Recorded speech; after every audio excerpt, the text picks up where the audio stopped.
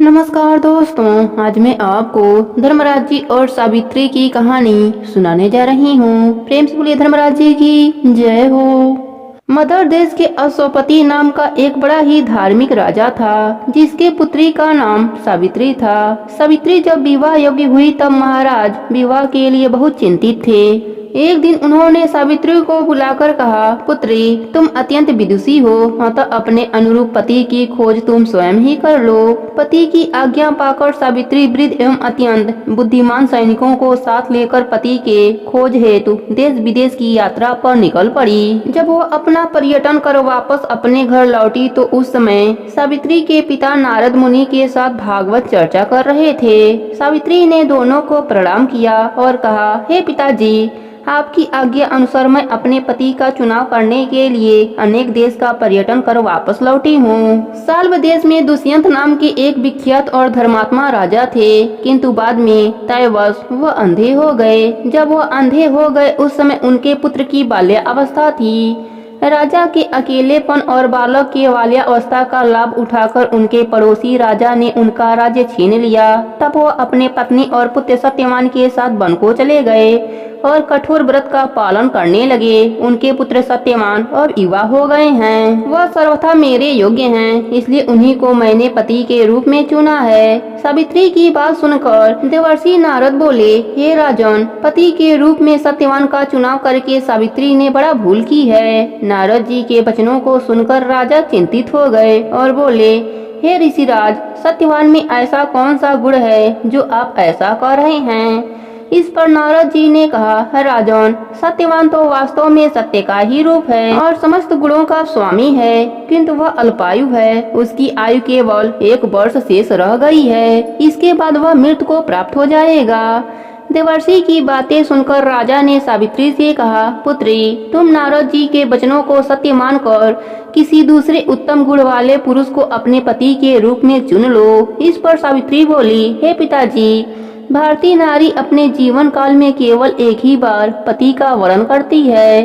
अब चाहे जो भी हो, मैं किसी दूसरे को पति के रूप में स्वीकार नहीं कर सकती। राजा को अपने पुत्री की बात सुनकर विवश होना पड़ा और सावित्री के द्वारा चुने गए वर से धूमधाम और पूरे विधि विधान से विवाह करा दिया गया। विवाह के पश्चात सावित्री अपनी राशि वस्त्राभूषण को त्याग कर और सादा वस्त्र धारण कर अपने पति एवं सास ससुर के साथ वन में रहने लगी। पति और सास ससुर का सेवा ही उसका धर्म बन गया।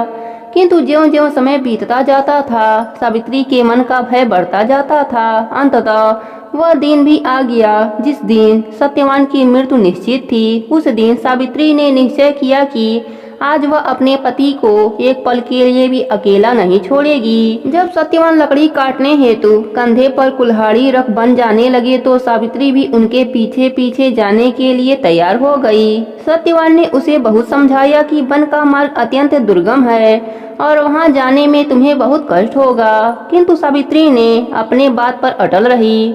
अपने सास ससुर की आज्ञा लेकर सत्यवान के साथ गहन वन में चली गई। लकड़ी काटने के लिए सत्यवान एक वृक्ष पर चढ़ गए, किंतु थोड़ी देर बाद वह अस्वस्थ होकर पेड़ से उतर आए। उनकी अस्वस्थता और पीड़ा को ध्यान में रखकर सावित्री ने उन्हें वहीं बट के वृक्ष के नीचे उनका सिर अपने जंघा पर रखकर लेटा लिया। लेटने के बाद सत्यवान अचेत हो गए। सावित्री समझ गई कि अब सत्यवान की अंतिम समय आ गया है, इसलिए वह चुपचाप आंसू बहाते हुए ईश्वर से प्रार्थना करने लगी।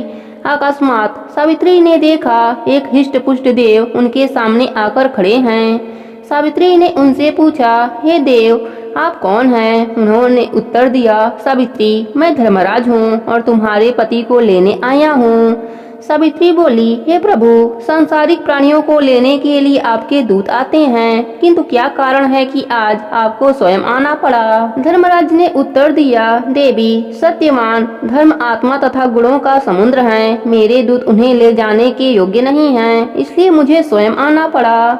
इतना कहकर यमराज सत्यवान की आत्मा को लेकर चल पड़ते हैं। सावित्री अपने पति को ले जाते हुए देखकर स्वयं धर्मराज जी के पीछे पीछे चल पड़ी। कुछ देर जाने पर जब धर्मराज जी ने सावित्री को अपने पीछे आते देखा तो कहा, हे सावित्री, तुम मेरे पीछे मत आओ, क्योंकि तेरे पति की आयु पूर्ण हो चुकी है और अब वह तुम्हें नहीं मिल सकता। अच्छा होगा कि तुम लौट जाओ और अपने पति की अंतिम संस्कार कर। अब इस स्थान से आगे तुम नहीं जा सकती। सावित्री बोली, हे प्रभु, भारतीय नारी होने के नाते पति का अनुगमन ही मेरा धर्म है और मैं इस स्थान से आगे तो क्या, आपके पीछे पीछे आपके लोक तक जा सकती हूँ, क्योंकि मेरे पति व्रत धर्म से मेरी गति कहीं भी रुकने वाली नहीं है। धर्मराज जी बोले, सावित्री, मैं तेरे पतिव्रत धर्म से अत्यंत प्रसन्न हूँ, इसलिए तुम सत्यवान के जीवन को छोड़कर चाहे कुछ भी वरदान मांग लो। तब सावित्री ने वर में अपने ससुर की आंखें मांग ली। धर्मराज जी ने कहा, तथास्तु, लेकिन वह फिर भी उनके पीछे पीछे चलने लगी। तब धर्मराज जी ने उसे फिर समझाया और फिर एक वर मांगने को कहा। उसने दूसरा वर मांगा कि मेरे ससुर को उनका राज्य वापस मिल जाए। धर्मराज जी ने वह भी दे दिया। उसके बाद भी वह उनके पीछे ही चलती रही। धर्मराज जी ने फिर तीसरा वर मांगने को कहा। सावित्री वर मांगा कि मुझे पुत्र की प्राप्ति हो। धर्मराज जी ने आवेश में आकर तथास्तु कर दिया।